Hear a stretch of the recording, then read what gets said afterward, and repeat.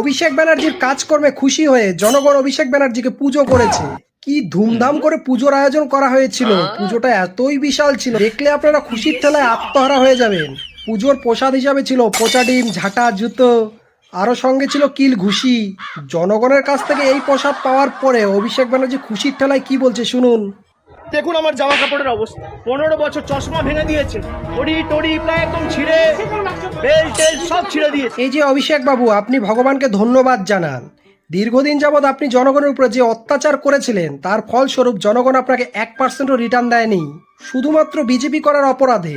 কত মায়ের কোল আপনারা খালি করেছেন, কত মানুষকে বাড়ি ছাড়া করেছেন, কত মানুষের হাত পা আপনারা ভেঙে দিয়েছেন। এমনকি আপনাদের সেই অত্যাচারের হাত থেকে মা বোনেরাও রেহাই পায়নি। সেই পাপগুলোর শাস্তি তো পেতেই হবে। কথায় আছে না, পাপ বাপকেও ছাড়ে না।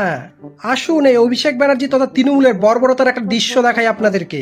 রাখে হাত কেটে দেয়, মানে কি বলবো, টিএমসির এত অত্যাচার। এই মানুষটাকে দেখতে পাচ্ছেন আপনারা, মানুষটা বিজেপি করতো। সেই বিজেপি করার অপরাধে ভাইপোর গুণধর নেতা নেত্রীর হাত দুটো কেটে দিয়েছিল। এই বর্বরতার সামনে অভিষেক ব্যানার্জির উপর হওয়া হামলা তুচ্ছ। জনগণ, ভাইপোকে এই পুজো করার দৃশ্য আপনাদের কেমন লাগলো একটু জানিয়ে যাবেন তো।